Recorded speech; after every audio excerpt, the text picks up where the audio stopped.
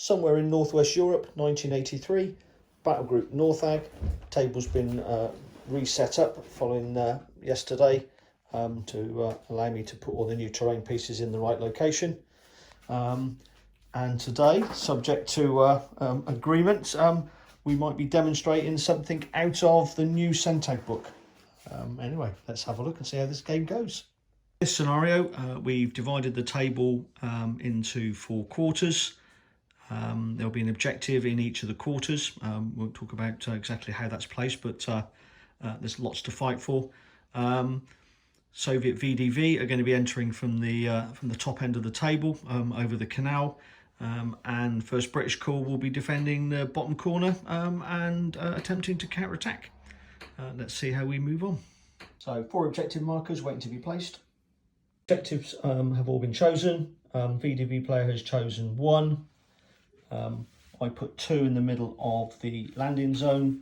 3 VDV are put on towards the entrance or one of the routes potentially for the defender, and I place the last one as the entrance or rather the exit from the village. Hopefully I can hold that one pretty quickly. So defender's deployment area ready to go. VDV deployment. We have a dug-in platoon holding the vital objective. Screen of observers that have disembarked. BMD recce patrol,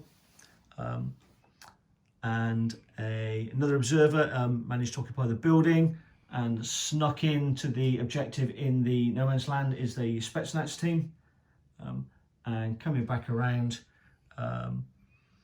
is another airborne rifle platoon. First turn roll off, VDV player rolls 2d6 and adds scout units, 1 BR Corps 1d6 and adds theirs. VDV therefore have got a total of 10 and 1 BR Corps total of 6. So Soviets will go first. Next thing we're going to quickly check is objective points for the first turn. Soviets hold 1, 2 in their deployment area. The sneaky Spetsnaz have taken the one in the in no man's land, so Brits will be taking 4 chits right at the start of the game. Brits hold just the 1, so the Soviets will be taking 1. So it'll be interesting to see how the first turn develops. 4 chits for the Brits. Sometimes chits aren't too bad. I'm going to take 4 against my BR. Potential now for a Lynx gunship to come on in support of the Brits. And an opportunity now for me to play a confusion chit on the Soviets. In open play, obviously all chits are kept secret unless it's a special counter. But Pete kindly, for the purposes of the video, is just to show that he's drawn a 4. I know he's got a lot of BR. He's nowhere near. So I've chosen to play the confusion counter on the Mortar OP. Pete very kindly has rolled a 1 for his unit's experience test, so that unit is pinned, and in addition he'll take a BR counter. For the gunship counter that I've just pulled, I've rolled a 6, so there will be a Lynx helicopter arriving to support my battle group in my next turn, so my turn 2. So Pete, in a platoon level game, could either take the predetermined number of orders, which is 8, or roll 2d6 and add the number of officers. His VDV battle group's got 4 officers, so he's elected to roll 2d6. So that's an 11 plus 4, total of 15 officers. Yeah, definitely the right idea for him. So while he's got 15 orders, he's not going to need that many. He's going to use platoon orders to put the dug-in platoon onto ambush.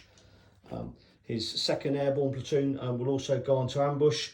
And his next order, he's just raced his BMD recce patrol down to occupy a far position by the garage. I'm going to attempt to ambush at this point with the striker that's in the woods. So the striker swing fire successfully spotted the target. 3+ to hit up to 20 inches. Target's obscured, takes him to 5. I've rolled a 4, so unfortunately I've missed him, but that's a round of ammo used. Pete's last action of the turn, he's rallied his observer. There's only 1 unit, so the D6 rolls fine. He's drawn a chit, and then now we're going to go on to the vital objectives roll, which unfortunately for me, he holds over here. So he's going to roll a dice, 5 or more. I'm going to be taking a chit, which luckily I don't.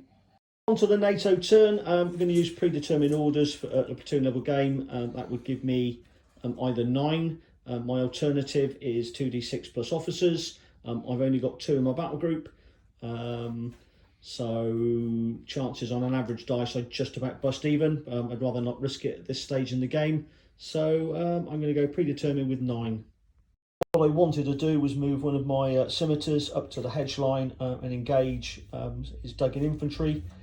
No pre-measuring, however, come up a bit short. I can only move 10 inches. So first strike, my first scimitar's left in the open. So my second one will just move up to the hedge line. Orders to put the dug-in platoon in the village, all onto ambush. So that's another 2 gone. So tried to drop some mortar fire onto his airborne infantry. Passed the comms check on a 3+. Barrage accuracy was a 3, so it scatters 2d6 in a random direction. That's the roll. That's where it now places. However, a little bit too close to my own troops, so I'm probably not going to fire for effect with this. So that's a waste of the spotter. Next orders.